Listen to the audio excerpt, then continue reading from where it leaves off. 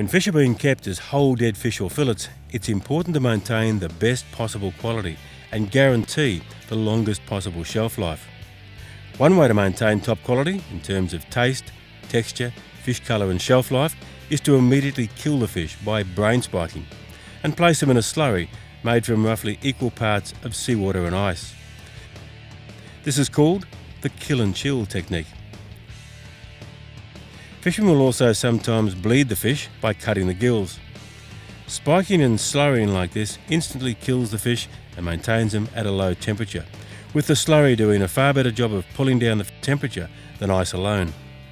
Department of Prime Industries and Fisheries seafood technologist Sue Poole explains how to find the right location to spike the fish and why it's so beneficial.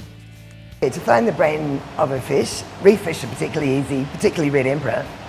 If you find the lateral line, which is usually really obvious in them, and you've got a gill plate and then the second operculum, just at those where those meet, there's a slight indent and you can feel it readily with your thumb. That's the spot. So if you go in there and then find the right angle, and the angle is hitting up behind the eye and the brain is about here.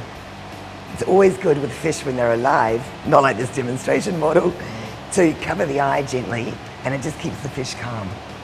And you just go up in there,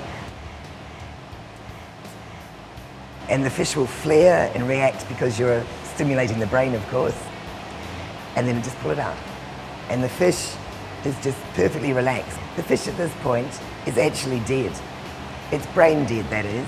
The heart will still be keeping pumping, probably for about 30 seconds a minute, but the actual fish can't feel any stimulus, won't react to any stimulus, because of course the brain's destroyed.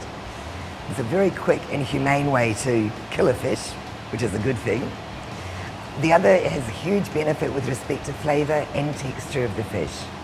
In destroying the brain, because it can't respond to any stimulus, the body's not flapping around, it's not struggling, it's not stressed. If that is nice and relaxed like it is, the flavour and the texture will be far better.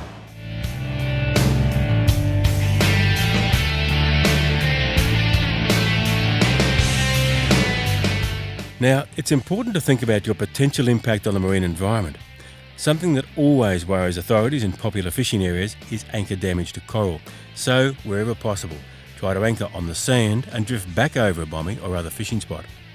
And try to use a float and ring system for recovering the anchor.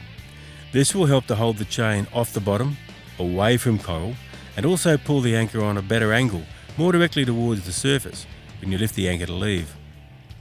When the ring and float capture the anchor and hold it on the surface, it means you can recover it without the hard work of actually hauling that heavy weight up to the boat. Take a bag for all your rubbish. Rubbish like plastic bags, poly straps and old fishing line can kill wildlife and also foul outboard propellers and water intakes.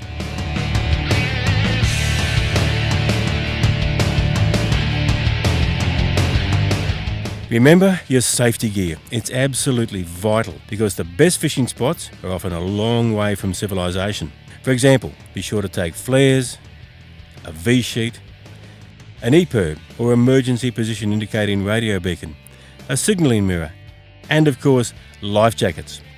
Check the regulations to make sure you've got all the required safety gear before you head out. Now, in relation to emergency position indicating radio beacons, or EPIRBs, both Maritime Safety Queensland and the Australian Maritime Safety Authority publish valuable information about EPIRBs on their websites. Check out these websites via the two addresses shown on the screen. And remember, it is compulsory to register your EPIRB with the Australian Maritime Safety Authority in Canberra. Different types of EPIRBs are activated slightly differently, so read the instructions supplied with the particular EPIRB on your vessel. Line fishing, especially in Great Barrier Reef waters, often involves a mothership travelling to coral reefs far out to sea, towing a fleet of smaller dories. Individual crewmen then fish alone in the dories, sometimes kilometres away from and out of sight of the mothership. Some of the major safety issues relating to line fishing include dory fishermen becoming lost and unable to find their way back to the mothership, being caught in storms, breaking down or running out of fuel. Be sure you know how to keep in touch with your mothership. Out of sight of land, it is easy to become disoriented and lose your sense of direction.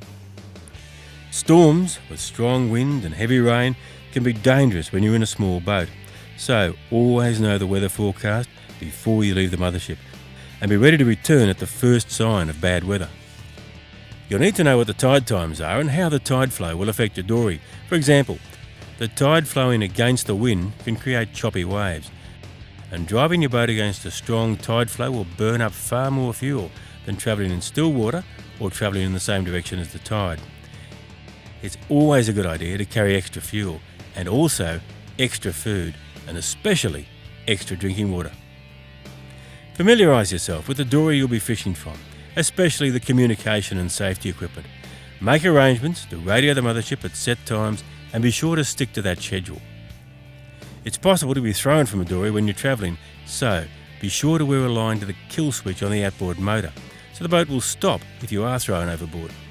It's also a good idea to wear a PFD, or personal flotation device. Be sure your skipper explains to you the Maritime Safety Queensland recommended response for lost or disabled dories: stop, drop and call. Commercial fishing dories are to operate within 5 nautical miles of the main ship or as otherwise specified in the vessel operating document.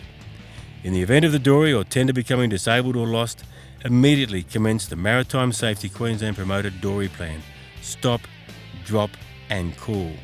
Stop the vessel, drop the anchor and call for assistance on the radio. Should the situation worsen, use the distress equipment on board. If you believe you're at risk of getting lost or running out of fuel, then stay and anchor in shallow water over a reef. That way, you won't be left drifting later where it's too deep to anchor, in the open ocean at the mercy of wind and tide. Some simple things your skipper will explain to you. For example, always use sunscreen, wear a coverall hat, and use sunglasses to protect your eyes from glare and long-term sun damage. Also, always wear finger stools whenever you're handling fishing line. These pieces of rubber tubing can protect your fingers from serious line cuts. Finally, be careful with hooks. They're meant to catch fish, not your fingers. So use dehooking devices to flick out the hooks quickly and efficiently. So, to sum it all up, protect fish stocks, protect the marine environment and protect yourself.